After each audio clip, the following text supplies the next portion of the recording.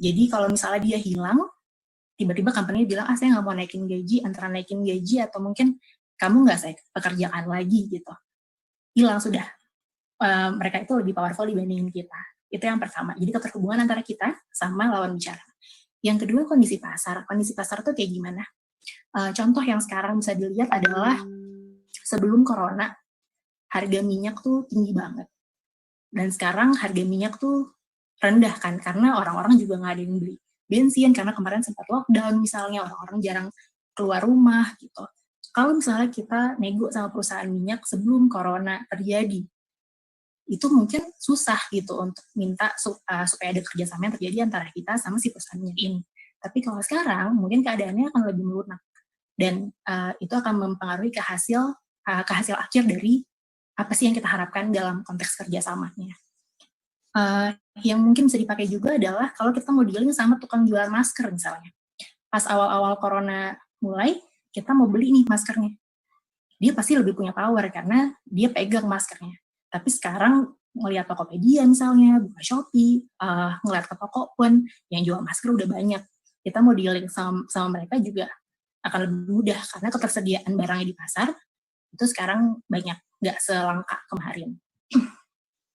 Nah, lalu yang ketiga ada knowledge. Knowledge ini pengetahuan.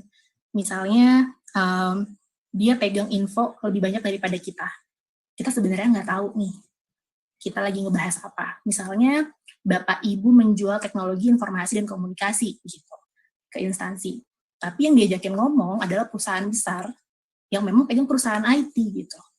Atau dia udah punya software atau sistem yang memang bertema edukasi. Ketika Bapak Ibu mungkin ngomong sama dia, pengetahuan orang ini akan lebih banyak gitu. Dan gimana caranya supaya power dan knowledge kita, pengetahuan kita juga akan seimbang. Karena kalau nggak seimbang, nanti seperti apa ya, kayak agak dibodoh-bodohin gitu, misalnya. Padahal misalnya faktanya tidak seperti itu, tapi karena kita tidak tahu konteks, akhirnya mereka lebih menang secara pengetahuan dibandingkan kita. Yang terakhir waktu. Waktu ini misalnya orang tuh bilang ke kita harus selesai dalam jangka waktu sehari. Kalau nggak sehari, saya batalin janjinya. Contoh kalau waktu mungkin hard power kayak bikin candi Prambanan. Itu Roro Jonggrang dulu katanya dibilangin minta dalam semalam jadi. Nah itu kan berarti dia punya power over dari yang membuat si Candi Prambanan gitu. Kalau misalnya nggak jadi, saya nggak jadilah nikah sama kamu gitu. Ini dia pakai power waktu berarti. Ini hard power ya. Jadi yang secara fakta itu ada dan bisa dihitung biasanya. Lalu yang kedua kita masuk ke soft power. Soft power itu apa aja? Biasanya soft power itu berbasis opini. Nah, berbasis opini ini biasanya perasaan-perasaan nih yang muncul. Mungkin sebenarnya nggak ada, mungkin sebenarnya emang ada. Tapi biasanya kita suka terbawa dengan soft power, padahal sebenarnya tidak ada faktanya. Nah, tapi kadang-kadang soft power ini juga bisa membuat sebenarnya hubungan negosiasi yang mungkin keras, yang tadinya udah gontok-gontokan gitu, tapi akhirnya karena ada soft power masuk, melunak dan tujuan dari negosiasi kita terpenuhi.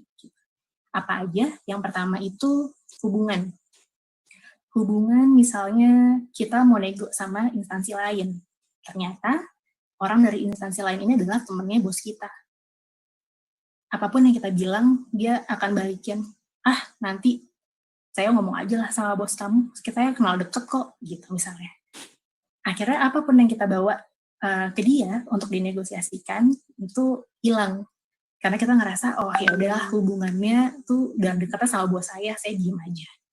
Sebenarnya jangan seperti itu, gitu.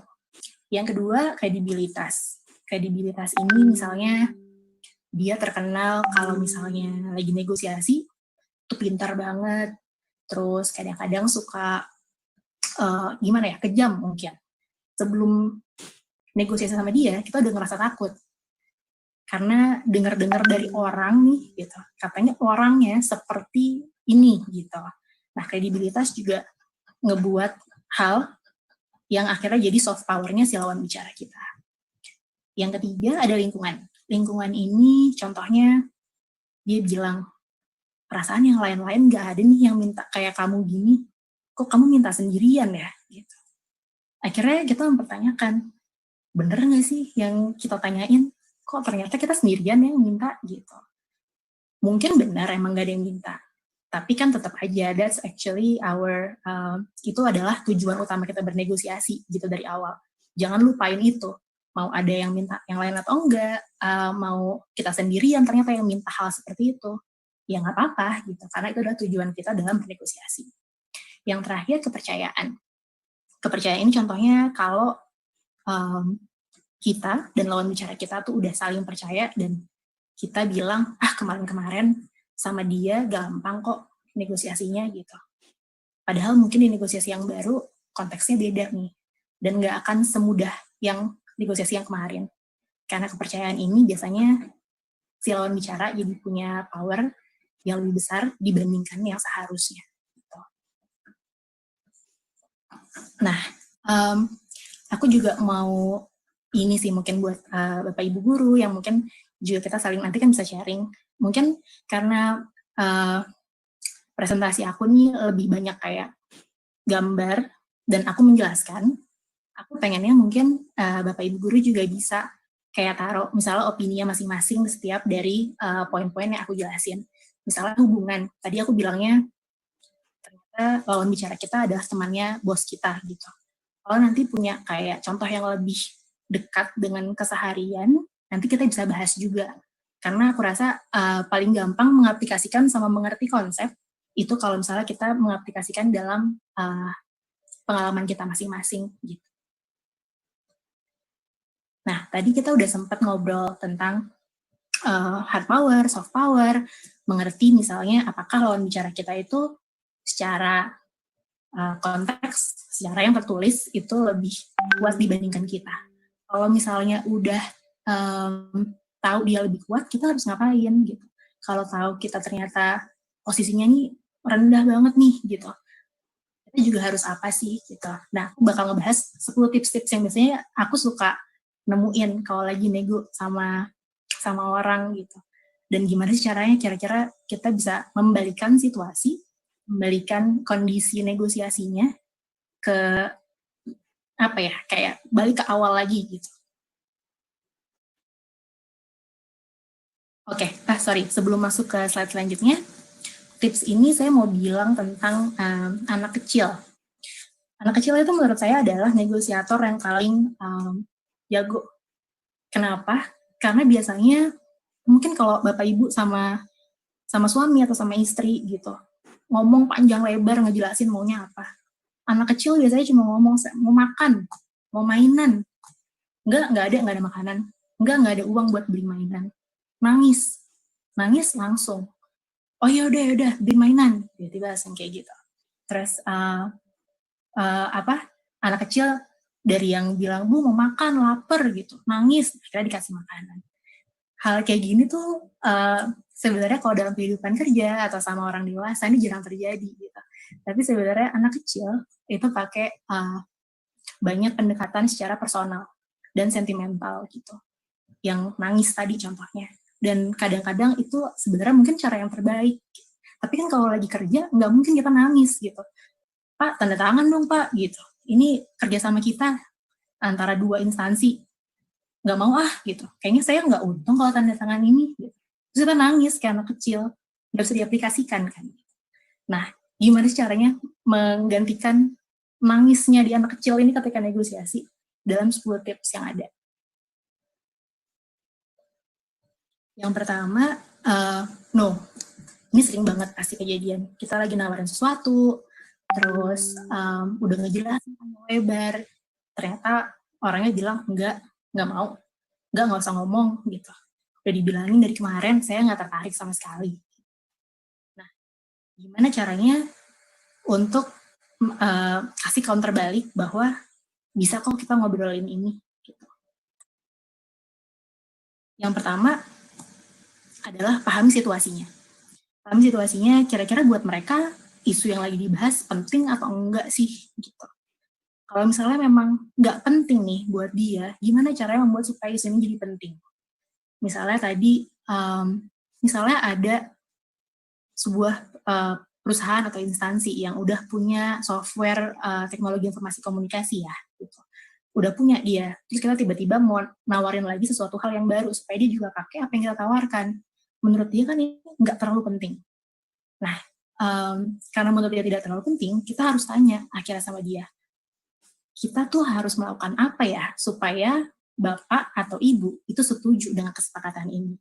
Mungkin sebenarnya dia udah punya sistemnya, betul. Tapi ternyata dia bilang, ternyata sistem yang kita pakai tuh nggak bisa untuk misalnya ngobrol bareng-bareng sama murid 100 orang sekaligus. Sistem kamu bisa nggak? Oh, ternyata celahnya itu adalah murid yang banyak dalam satu kali waktu pembelajaran, misalnya gitu.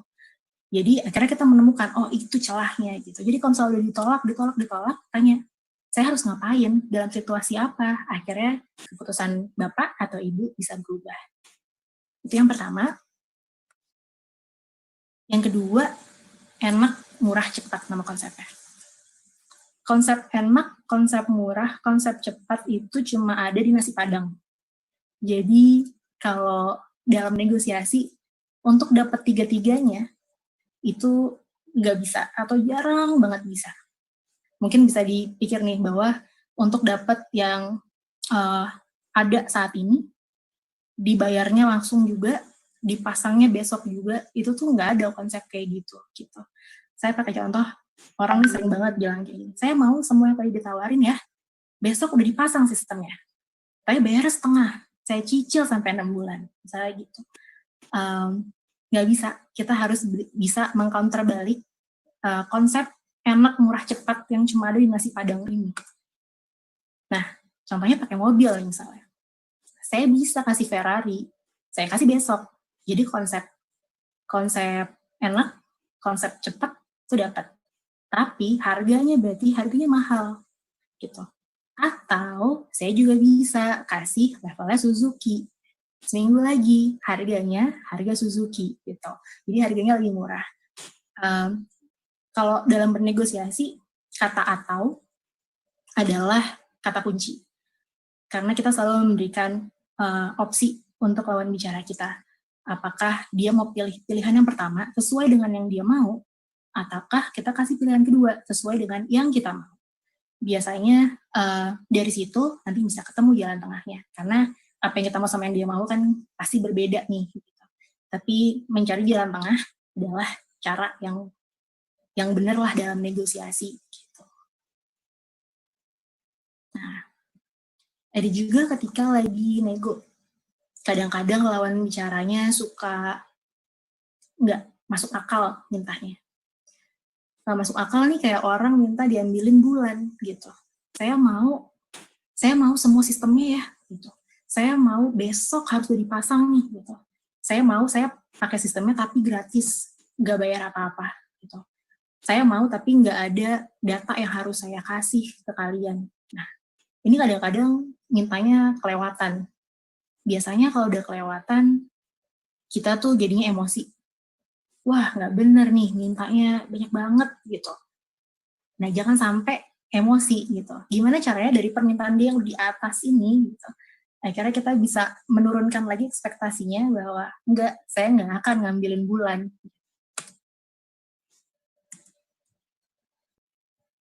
Nah, sorry. Kalau dalam ilmu negosiasi biasanya kita akan mengembalikan level negosiasi kita dan juga lawan bicara dengan mengembalikan bahwa ini nggak masuk akal. Kita bisa bilang, oke, saya ambilin bulannya, tapi kalau cuma saya dapat bintang-bintang ya. Kalau saya nggak dapat bintang-bintangnya, saya nggak ngasih bulannya. Gitu. Buat sesuatu hal yang dia juga nggak akan bisa ngasih itu ke kita, supaya posisi negosiasi antara kita sama lawan bicara kita akhirnya sama lagi. Lalu ada juga nih, kadang-kadang yang suka mainin waktu. Main waktu tuh kayak gimana? Dia bilangnya, sampai besok ya Pak, saya tunggu, kalau besok nggak ada, udah nggak jadi nih, soalnya bos saya cuma adanya besok. Gitu. Kalau besok udah besok nggak ada penawarannya, lusa ya anggap aja batal. Gitu. Nah jangan sampai kemakan dengan mungkin sih sebenarnya emang itu ancamannya nyata ya. Kalau emang lusa tuh bosnya emang udah nggak ada gitu, udah pergi. Tapi kadang-kadang trik ini tuh sering banget dimainkan sama orang ketika lagi nego supaya negonya cepat dan supaya yang kita minta akhirnya jadinya nggak gede-gede amat karena kita keburu-buru sama waktu. Nah, tip dari saya adalah bisa kok kita ngasih besok, tapi harganya akan lebih mahal dan kualitasnya mungkin nggak bagus. Kalau misalnya kita kasihnya lusa, mungkin kualitas dan harganya masih bisa nih dinego lagi gitu. Jadi maunya besok atau lusa gitu. Jadi kita selalu memberikan penawaran, proposal biasanya saya bilangnya sama lawan bicara bahwa nggak semua hal itu bisa kita iyain gitu. Kadang-kadang ada beberapa hal yang harus kita lakukan supaya posisi kita dan mereka itu sama. Samanya gimana adalah ketika mereka memberikan kita ancaman dengan waktu, kita juga bilang, kalau kita ikutin waktu yang kalian berikan, berarti kualitasnya jangan berekspektasi akan sebagus yang saya bilang kemarin. Gitu. Lalu ini, tetap fleksibel. Tetap fleksibel ini kayak gimana sih? Saya pakai contoh nih, pesan 6, fleksibel banget gitu kan. Kita sering banget kalau lagi nego tuh emosi, capek, marah-marah gitu. Udah kelamaan nih diobrolin, terus tapi kok nggak tanda tangan juga ya gitu. Harus ngapain? Kadang-kadang kita suka kelewatan bilang, nggak tahu kayak, inilah, ini terakhir ya Pak, udah nggak usah lagi ngobrol-ngobrol gitu. Pokoknya terakhir dari kita, ambil atau enggak terserah gitu. Biasanya suka terjadi tuh kalau udah mulai capek-capek berjam-jam. Nah, kalau misalnya kayak gitu gimana ngembaliin ke situasi awal lagi? Kan kita juga pasti malu tuh ya, udah marah, terus tiba-tiba, ya harusnya nggak kayak gitu tadi penawarannya gitu. Jadi kita bisa bilang juga, kecuali ya Anda nih punya tawaran yang lebih menarik dibandingin yang saya bilang tadi dan lebih menguntungkan. Kalau misalnya nggak ada, tadi itu tetap yang terakhir dari saya. Nah, dengan bilang ini, kita bilang sama mereka bahwa kalian juga masih punya kesempatan untuk negoin lagi apa yang aku bilang tadi barusan. Kalau misalnya kalian udah setuju, ya udah bagus. Akhirnya kita nggak perlu nego-nego lagi kan, gitu. Apa yang mau kita diskusiin, selesai, gitu. Tapi kalau misalnya ternyata mereka masih punya hal-hal yang mau diomongin, ini akan tetap membuat situasi diskusi dan negosiasinya tuh jadi terbuka. Gitu. Lalu ini salah satu yang paling penting, dan saya rasa ketika lagi nego, ketika lagi berhubungan sama orang, banyak banget yang melupakan poin ini. Gitu. Poinnya adalah poin mendengarkan.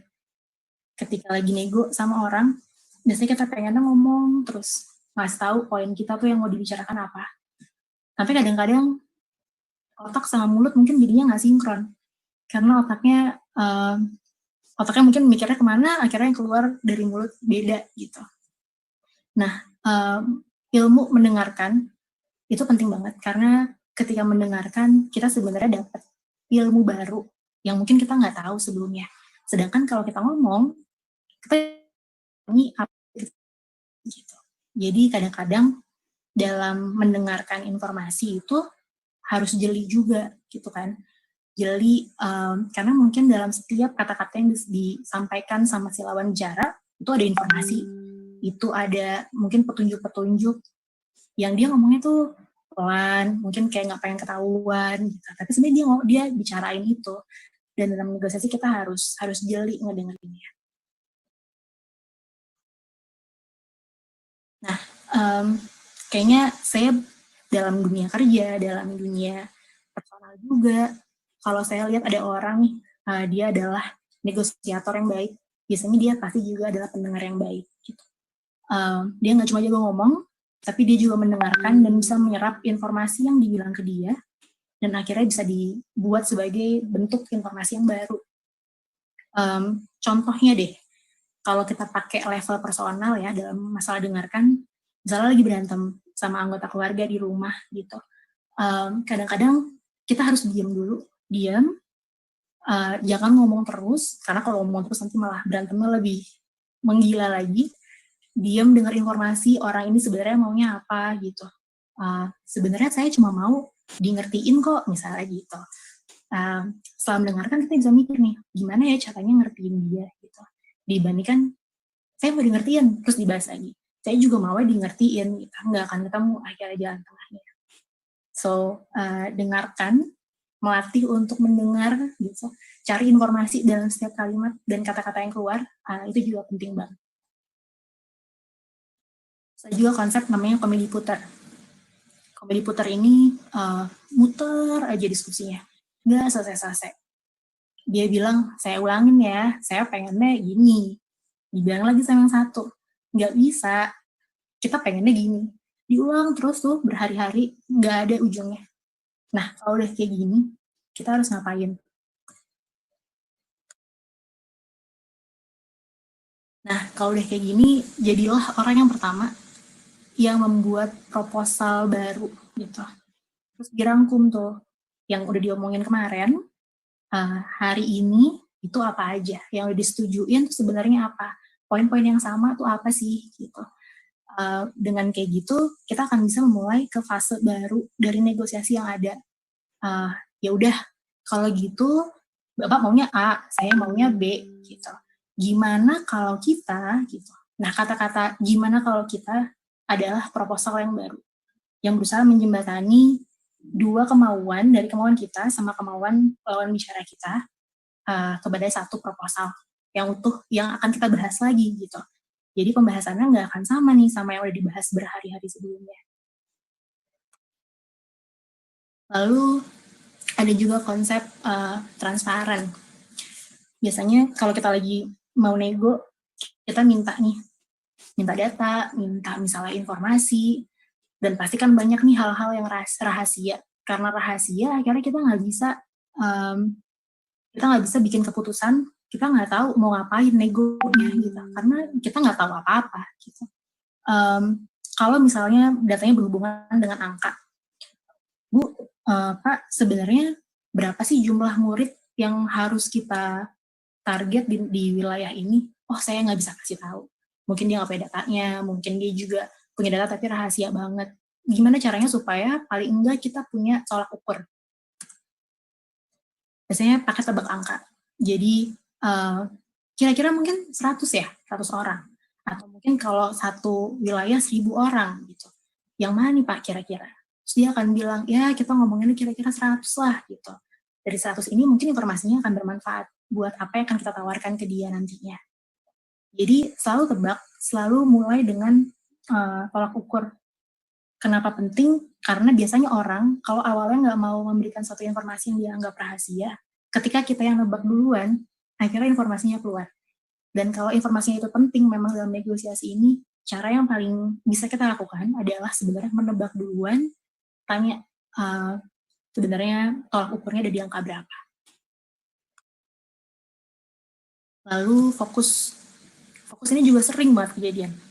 Fokus nih, kita lagi ngobrol, lagi negosiasi sama orang, kita lupa sebenarnya tujuan kita ngobrol sama dia apa ya gitu. Dia tiba-tiba bilang, kalau saya bilang sih murid-murid saya nggak siap nih dikasih pendidikan online, pakai komputer nggak bisa gitu, saya juga nggak bisa pakai. Terus kita dari yang awalnya mau menawarkan suatu sistem dan solusi, kita lupa. Terus kita langsung mikir, bener juga ya, mereka nggak bisa pakai gitu, terus kenapa kita melakukan ini gitu. Nah, jangan sampai kita hilang fokus dan lupa tadinya mau ngomongin apa sama orangnya. Dan kalau misalnya memang Anda setuju sama statement yang dikasih tadi, coba tanya lagi, kayak, ada alasan lain nggak ya yang bisa ngebuat kalian tuh mau kerja sama kita, atau misalnya nggak mau kerja sama kita. Dia ngasih alasan-alasan yang lain nih. Alasan-alasan yang lain biasanya tidak akan sekuat dari alasan yang pertama. Nah, nanti mulai bisa diargumentasikan pakai alasan-alasan yang kedua, ketiga, yang akan dia bilang gitu. Kalau ternyata nggak ada alasan lain, bagus. Berarti dia cuma punya satu alasan untuk menolak proposal yang tadi Baby bilang. Kalau cuma punya satu alasan, dan kalian sudah punya banyak alasan sebelumnya, itu tinggal di counter aja. Ini yang terakhir. Yang terakhir, money talks. Kata orang-orang, uang itu adalah bahasa yang paling dingertiin semua orang. Mau dia tinggalnya di Jakarta, mau dia tinggalnya di Makassar, mungkin mereka beda bahasa daerah atau gimana. Tapi kalau duit semua ngerti. Di sini saya nggak mau ngomongin tentang nyogok misalnya ya, atau harus bayar biar orang akhirnya setuju sama apa yang kita mau. Tapi kadang-kadang uang itu, jumlah uang adalah bahasa yang paling dingertiin. Ketika orang nanya, berapa tuh harga motornya? 50 juta, oh mahal ya motornya ya segitu gitu. Orang ngerti, bisa ngebayangin motor 50 juta tuh motor kayak apa ya gitu. Beda kali ya sama Mio misalnya gitu. Ketika kita nawarin sesuatu, kita nawarinnya sistem. Ini Pak, sistemnya bisa membantu supaya nanti anak-anak bisa belajar secara online. Ini tuh nggak bisa diuangin gitu. Dengan anak-anak belajar secara online, sebenarnya saya untung berapa ya? Sebenarnya saya bisa dapat apa ya gitu. Hal-hal ini tuh harus dibentuk dalam valuasi uang gitu. Contohnya misalnya kita lagi menawarkan sistem solusi, kalau pakai sistem ini orang nggak perlu lagi tulis absen pakai tangan gitu. Oh, tapi harganya berapa? Harganya misalnya nih gitu 10 juta gitu. Wah, mahal juga nih sistemnya. Tapi ternyata dengan implementasian sistem bisa bilang, tapi akhirnya nggak ada lagi orang yang harus jadi admin, nggak ada lagi orang salah-salah yang akhirnya karena kesalahan ini ngebuat absensinya jadi salah, penggajiannya pun juga jadi salah gitu misalnya. Jadi dari satu sistem, bahwa bisa sebenarnya menghematnya itu mungkin ke depannya sekitar 20 juta gitu. Kita nggak ngasih uang sama dia, tapi kita memberikan bayangan ke orang-orang ini bahwa dengan memakai sistem, dengan menggunakan metode yang kita tawarkan, mereka sebenarnya bisa menghemat uang atau mereka bisa mendapat uang yang lebih banyak. Gitu. Jadi selalu taruh valuasinya ini berapa sih gitu. Ya Bapak bisa lah, ini kayak seharga motor kalau misalnya Bapak menghemat sistem administrasi tadi misalnya. Kebayang.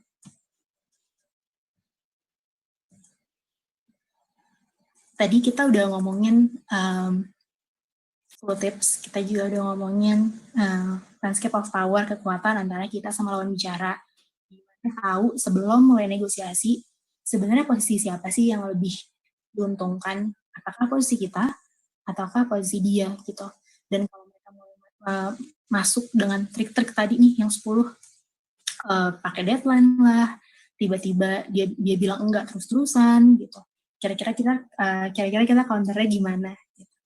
Nah, kita masuk ke 7 langkah dalam negosiasi. Udah tahu cara-caranya, udah tahu landscape of power-nya. Sekarang mulai sebelum negosiasi siapin apa aja, dan selama negosiasi kita harus lakukan. Nah, sebelum nego, biasanya kita harus nyusun semua informasi yang ada antara kita sama yang mau kita ajak bicara. Yang pertama biasanya ada asumsi. Asumsi itu banyak banget berhubungan sama yang tadi saya bilang, soft power. Orangnya kayaknya gini deh, kayaknya tempat perusahaannya kayak gini, kayaknya instansinya seperti itu. Orangnya denger-denger, ya itu masuknya ke asumsi. Tapi kita tetap harus mempertimbangkan soft adalah hal yang bisa kita ubah, yang bisa kita mainin di sini untuk memenangkan negosiasinya. Yang kedua, ekspektasi. Maunya apa sih? Kalau negosiasi kita nggak tahu kita maunya apa. Ya bingung kan, ntar pas ngomong kita nggak tahu hasil akhirnya ini harusnya seperti apa. Yang ketiga, informasi yang ada tentang si lawan bicara, tentang perusahaannya, tentang kebutuhan mereka, itu apa. Agenda ini biasanya adalah ke depannya, apakah yang kita tawarkan ke dia akan bermanfaat atau tidak, gitu. Lalu prioritas adalah mengetahui, misalnya kita mau nego sama orang. Yang pertama adalah mereka pakai sistemnya. Yang kedua, mereka mempromosikan ini ke semua murid-muridnya.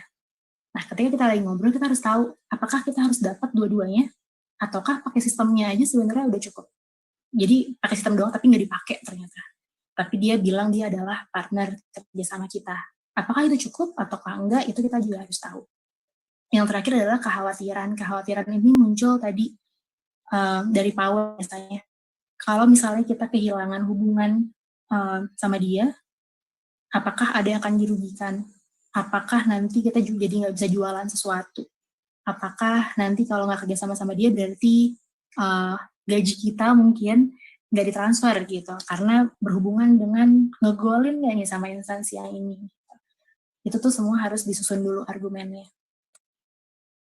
Lalu setelah ini biasanya kita kan udah mulai ngontak orangnya. Nanya lewat WhatsApp mungkin, atau udah di email, atau di telepon. Terus bisa udah bilang nih, Pak, Bu, saya mau ketemu gitu. Mau membicarakan tentang sistem baru gitu, berhubungan dengan teknologi informasi dan komunikasi. Nah, dari situ kita bisa lihat responnya. Apakah, oh boleh gitu. Kapan saya available kok, saya bisa dihubungin kapan aja gitu. Jadi responnya positif. Ada juga reaksinya yang mungkin ketika ada telepon, oh nggak butuh Mas, saya udah punya gitu. Atau tadi, nggak butuh, kayaknya juga orang nggak pakai misalnya gitu. Nah, kita harus tahu ini masalahnya ada di mana. Yang ketiga adalah menyusun proposalnya. Udah punya argumen, udah tahu responnya, kita bikin proposalnya. Jangan sampai ketika negosiasi, setiap kita punya kesempatan, jadilah orang pertama yang selalu memberikan saran duluan, ngasih proposal duluan. Karena ketika kita sudah dapat proposal dari lawan bicara, kita akan ngikutin permainan mereka. Tapi kalau kita jadi orang yang membuat proposal, permainannya ada di kita gitu. Kita yang akan mengatur ini bisa atau enggak ya, yang ini nggak bisa, yang ini bisa gitu. Jadi jadilah yang berinisiatif untuk selalu membuat proposal duluan. Yang keempat adalah gimana caranya mengemas penawaran proposal tadi supaya terlihat menarik. Tadi udah membaca sinyal nih, udah tahu apakah orangnya nih misalnya reaksinya negatif atau positif. Dari situ kita tahu penawarannya akan dalam bentuk yang lebih kooperatif ataukah harus kompetitif yang harus dibuat supaya kita bisa menang. Bisa juga dibuat dari awal bahwa penawarannya adalah penawaran yang win-win. Dia menang, kita menang gitu. Semua orang diuntungkan. Terus kita juga harus ngecek kita bisa ngasih nggak sih apa yang mereka mau. Mereka maunya dipasangnya besok, mereka maunya bisa available dan tersedia untuk lebih dari 1.000 orang gitu. Bisa nggak ngasihnya gitu. Ini kita kemas sekarang. Yang terakhir, ada variabel lain nggak yang bisa digunakan? Variabel ini misalnya kita ngomonginnya sistem, tapi kita akhirnya pakai perspektif, pakai pandangan yang beda nih. Jadi nggak cuma membuat pembelajaran online, tapi juga misalnya kita bilang, dengan ini guru akan lebih dimudahkan karena misalnya ada beberapa alasan. Nah, penawaran dan variabel yang baru ini bisa kita masukkan juga sebagai poin-poin tambahan dalam bernegosiasi. Ini udah tadi, ini sebelumnya kita merangkai semua jadi satu sebelum kita ketemu dan akhirnya memberikan penawaran. Ketika lagi proses bernegosiasi, yang pertama adalah tawar-menawar. Tawar-menawar ini lawan bicara kita. Akhirnya proposal yang tadi, argumen yang tadi sudah disusun, dirangkum, itu akhirnya dikeluarkan. Ini ada namanya elk steak. Ini steaknya kayak steak inilah, kayak steak yang biasa mungkin ada di restoran-restoran gitu.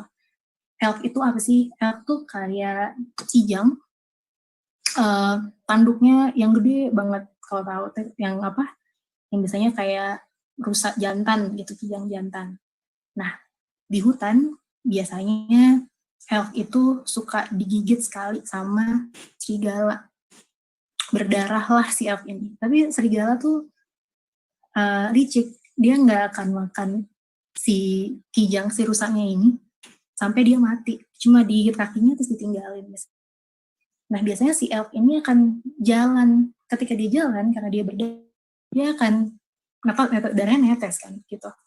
Dan si serigala yang tadi ngegigit kaki tinggal ngikutin aja tuh tiap hari dia ada di mana gitu. Nah, ini tuh kayak lagi bernegosiasi, secara nggak sadar, kita adalah si kijangnya tadi. Darah yang tadi netes tuh, gara-gara digigit sekali, adalah informasi yang kita kasih. Karena serigala udah ngigit kita duluan. Dia punya informasi, menurut kita takut, kita jadi sebarin informasi-informasi kecil yang sebenarnya nggak perlu. Dan akhirnya gara-gara si darah ini netes tadi, informasinya kita kasih, serigalanya lawan bicara kita ngikutin terus.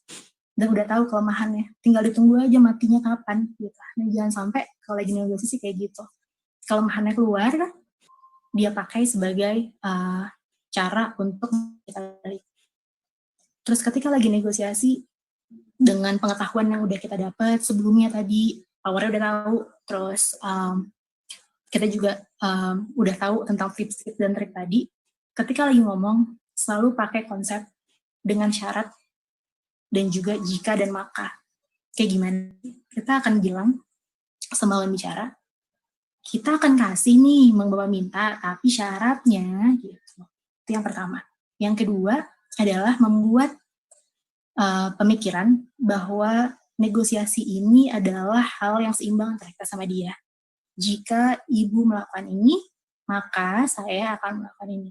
Jadi jangan sampai dia minta sesuatu, kita iyain terus gitu. Karena itu namanya bukan negosiasi, itu namanya diperas gitu kan.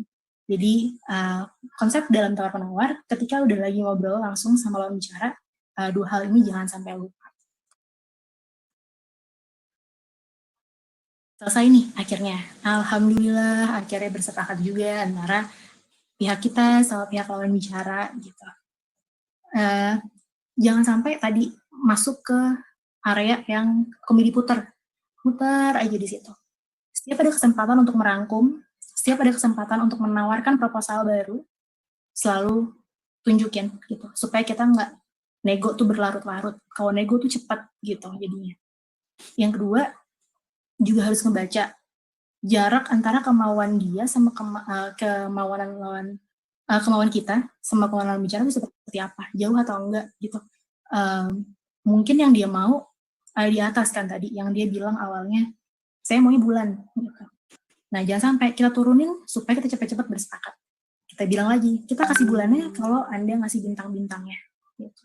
Jadi dalam kesepakatan supaya caranya cepat adalah mengembalikan posisi dia yang kelewat tinggi supaya kembali ke awal, balik ke tanah lah istilahnya. Yang ketiga, supaya cepat-cepat bersepakat, ada nggak sih yang harus dikorbanin? Mungkin supaya cepat kita korbanin lah sesuatu. Nah, bisa nggak ngorbanin ini? Itu juga harus dipikir. Yang terakhir adalah nyamain persepsi.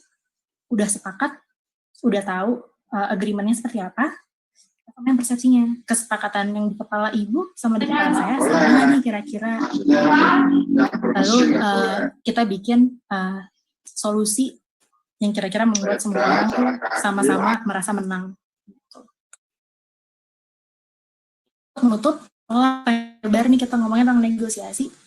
Negosiasi itu nggak seperti olahraga. Kalau olahraga, MU lawan Arsenal gitu, 3-0 misalnya. Ada yang menang, ada yang kalah. Dalam negosiasi nggak bisa kayak gitu. Dalam negosiasi sama-sama menang adalah skor yang paling baik. 1-1 itu adalah skor yang paling bagus. Jadi jangan pernah ngerasa pengen menang sendiri dalam negosiasi, karena nantinya kalau menang sendiri, hubungan kerjasama antara kita sama lawan bicara kita, sama partner bisnis kita itu nggak akan berkelanjutan. Mungkin mereka nurut sekarang, tapi besok-besok mungkin nggak gitu. Oke, sekian dari saya. Semoga ilmunya bisa diaplikasikan dan juga bermanfaat buat teman-teman semua, buat Bapak Ibu guru. Kalau misalnya ada pertanyaan, dengan senang hati kita bisa diskusi bareng-bareng. Terima kasih. Assalamualaikum. Wow, seru banget Kak Nafisa ini. Aduh, banyak belajar nih Kak Nafisa. Jadi Bapak Ibu, semoga bermanfaat. Tadi kayaknya beberapa di Kak Nafisa ini kan negosiasi itu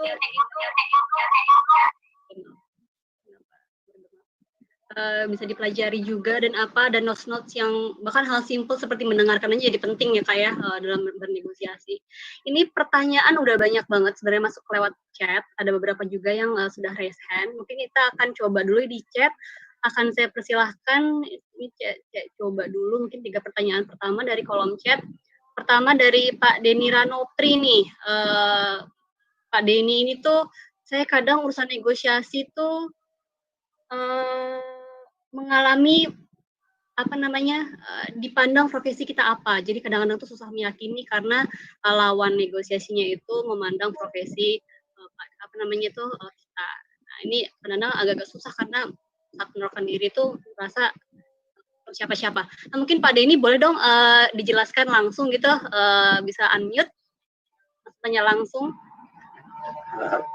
Bisa terlihat, Mbak? Dengarkan, Pak Denny. Beneran. Oke.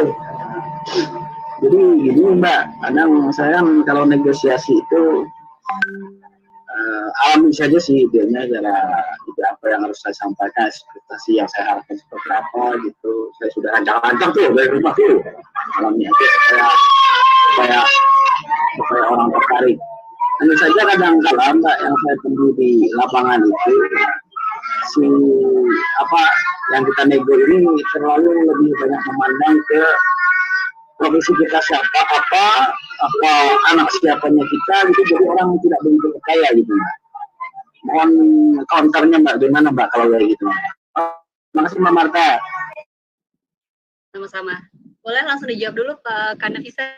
Mau digabung dulu nggak jadi satu? Siapa tahu nanti ada yang mirip-mirip. Nah. Oke, kita pilih 3 dulu ya. Nah, yang berikutnya ada dari Pak Arifin.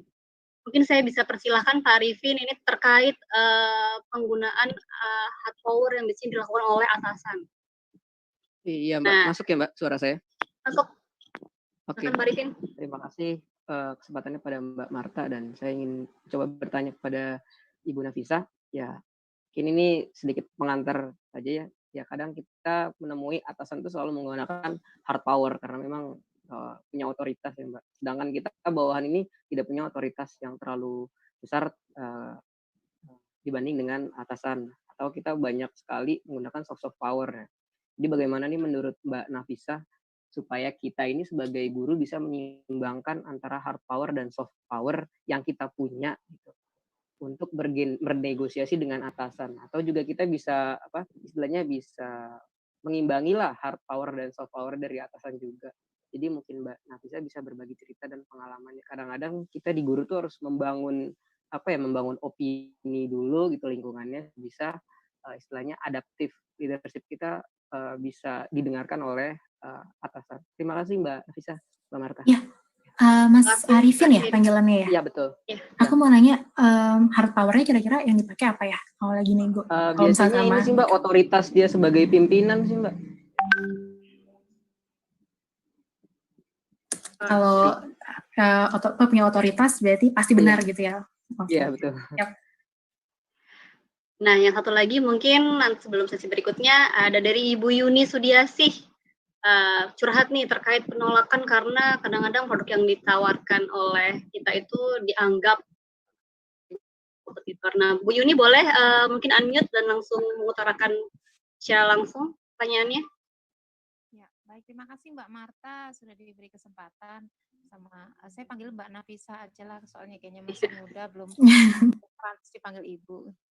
Ya Mbak, jadi setiap kita menawarkan suatu produk atau sistem itu seringkali kita ini ditolak karena pada akhirnya kita nanti dibanding-bandingkan dengan oh itu loh produknya lebih bagus begini begitu gitu. Satu itu, kemudian yang kedua seringkali mengalami penolakan juga, sulit sekali sih menembus dengan kata lain kamu itu siapanya siapa toh gitu loh. Sementara kita kan tidak bisa mengada-ada ya bahwa saya ini adalah siapanya siapa gitu. Jadi mohon untuk diberikan pengarahan Mbak. Terima kasih. Mbak Marta, Mbak Nafisa, terima kasih. Ya. Baik, terima kasih Bu Yuni. Boleh mungkin dijawab dulu atau ditanggapi dulu, karena bisa. Oke, ini ini jangan dianggap ini sebagai jawaban yang paling kayak benar gitu dan harus diterapkan. Ini kan kita sesinya sharing dan ini saya berbagi pengalaman aja mungkin ya yang kita pernah alami gitu sebelumnya. Yang pertama, lawan negosiasi tidak percaya dan juga yang hard power secara otoritas. Mungkin ini aku gabungin aja kali dua-duanya karena aku ngelihat ini pertanyaannya lebih ke power relations ya, hubungan antara orang pakai kekuatan yang dia punya gimana caranya supaya itu bisa diterima sama yang mungkin dianggapnya lebih di bawah. Tadi saya sempat bagiin yang chart keterhubungan, terus juga kredibilitas masuknya ke soft power, keterhubungan masuknya ke hard power. Ini gimana caranya kita tahu posisi kita ada di mana, posisi mereka ada di mana. Mungkin sambil saya share screen lagi kali ya, sebentar.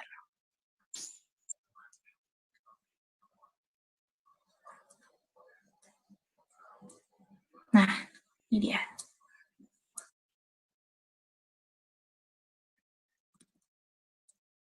Ini saya jelasin ulang. Biasanya ketika saya mulai merasa ini ada masalah power nih di sini gitu, saya bikin skor.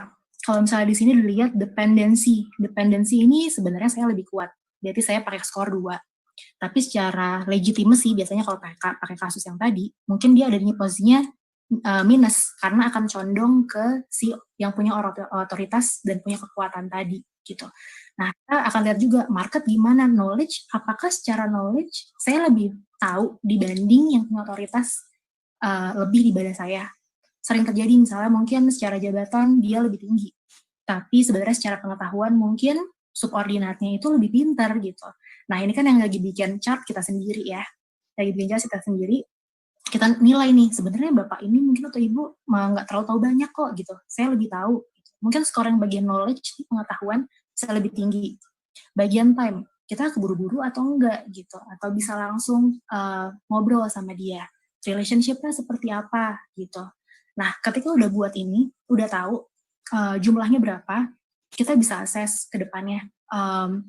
Apakah cara masuk untuk ngobrol sama yang punya otoritas lebih tinggi adalah melalui pengetahuan. Biasanya kan ini lingkungannya mungkin agak beda ya antara pemerintahan sama korporat gitu, yang swasta atau mungkin sama lingkungan yang bisnis entrepreneurship. Karena biasanya di tempat lain mungkin hierarkinya nggak sebesar kalau misalnya di pemerintahan gitu. Nah, kadang-kadang mungkin yang harus kita lakukan adalah menunjukkan bahwa kita juga punya kredibilitas dan pengetahuan yang ada. Jadi tingkatkan di 2, bentar. Untuk di hard power-nya, kita harus tahu di bagian pengetahuan tadi, sama di bagian kredibilitas untuk soft power. Ketika kita sudah tahu banyak, kita bisa menunjukkan bahwa kita bisa membuat perbedaan loh. Kita secara sales bagus. Saya tahu nih beberapa hal yang mungkin Bapak Ibu nggak tahu, dan kita informasikan secara baik-baik ke mereka. Dengan sendirinya soft power kita, kredibilitas kita akan naik skornya. Dan itu juga berarti meningkatkan kepercayaan yang ada di kompetitor atau misalnya di Bapak bos atau Ibu bos kita gitu ke kita. Karena harus dimulai kalau misalnya lawannya adalah hierarki, kita ngomongin tentang bos dan anak buahnya gitu, timnya ya, susah kan untuk melawan itu kalau kita tidak menunjukkan ke dia bahwa kita bisa dan kita mampu. Dengan kita bisa dan kita mampu, dengan sendirinya kredibilitas sama kepercayaan harusnya akan naik. Kalau itu sudah naik tapi keadaannya masih otoriter juga, itu mungkin sistem yang harus dilihat. Kok bisa ada yang sudah berkredibilitas, sudah harusnya dipercaya, tapi tidak dapat kesempatan. Gitu. Terus yang kedua ya, tadi aku gabungin 2 pertanyaan pertama, gimana tidak lebih bagus, bahwa barang kita tidak lebih bagus dari kompetitor menurut yang kita lagi jual produknya ya. Menurut saya, balik lagi, pengetahuan sebagai orang sales adalah yang paling penting. Kalau kita nggak tahu sebenarnya kompetitornya jualan apa gitu, dia bilang, bagusan punya kompetitor dibandingin yang kamu jual sekarang, gitu. Kompetitornya jualan apa sih, gitu. Kita bandingkan dulu, kita nawarin apa, kompetitor nawarin apa. Sama atau enggak sebenarnya. Nilai yang akan kita berikan lewat produk kita, nilai yang akan diberikan lewat kompetitor kita.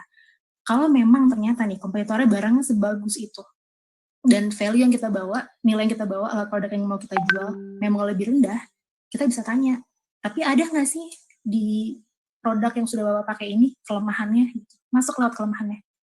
Jadi kita selalu tanya gitu. Terus mungkin tanya juga, kira-kira yang bakal membuat Bapak atau Ibu mau kerja sama-sama saya, dalam kondisi apa ya, gitu. Karena mungkin dia bilang, produk yang satu lagi lebih baik, tapi ada area-area lain yang mungkin kita nggak tahu, kita bisa targetin itu sebagai point of negotiation tadi, gitu. Dan relasi kekuatan, Sama sih, kalau misalnya ngomonginnya Bapak kenalannya siapa, Ibu kenalannya siapa, kenapa ada di sini, itu masuknya ke sistem ya, karena mungkin sistemnya seperti itu. Tapi yang bisa saya share mungkin adalah selalu menjadi pemberi solusi gitu. Jadi tunjukkan tadi bahwa Bapak atau Ibu punya kredibilitas, punya bisa mengembangkan kepercayaan mereka ke kita, karena kita kredibel. Yang harus dibangun adalah 2 poin tadi, kredibilitas, trust. Dengan dari situ kita siapa, namanya tidak terkenal, jabatan kita rendah, tapi kalau memang kita tahu banyak tentang hal ini gitu, ya harusnya nggak ada yang bisa ngedebatin itu. Saya harap ini ya, konteksnya bisa nyambung nih. Tapi kalau enggak, silahkan, saya terbuka kok. Mungkin karena konteksnya beda nih ya, yang kita bicarakan. Tapi saya pengen banget juga bisa dengar pengalaman teman-teman yang lain, karena saya mau belajar juga gitu. Siap-siap, karena bisa. Jadi tadi yang saya tangkap sih pokoknya sebenarnya analisa ya Kak ya, analisa situasi, kondisi, sehingga kita tahu tuh celah-celahnya kita masuknya bisa kemana gitu. Dan juga semakin kita meningkatkan kredibilitas kita dengan mungkin meningkatkan diri, Bapak dan Ibu guru, saya yakin sebenarnya kalau Bapak dan Ibu guru di rumah belajar ini kan kita sebagai informasi, ini Bapak Ibu guru yang sudah sangat terpilih sih sebenarnya, karena mereka sudah mengalami berbagai macam training, berbagai macam seleksi, ya akhirnya dikukuhkan jadi rumah belajar. Sebenarnya itu menjadi kunci juga ya karena bisa sebagai tadi selling point lah. Iya, itu kredibilitasnya harusnya sudah naik tuh berarti kan. Ya, dan harusnya bisa menimbulkan trust dari orang yang kita ajak ngobrol berarti. Nah, kita mungkin saya sudah lihat dari tadi ada Bu Iriani dan Pak Iko Mangrika sudah raise hand. Mungkin Bu Iriani saya perkenalkan untuk mengajukan pertanyaan atau tanggapan terlebih dahulu. Silakan Bu Iriani dari Maluku Utara nih karena bisa. Ya. Halo Baik. Ibu di Maluku Utara. Ya, terima kasih. Halo Bu Nafisa. Senang sekali saya bisa berjumpa langsung dengan narasumber yang luar biasa.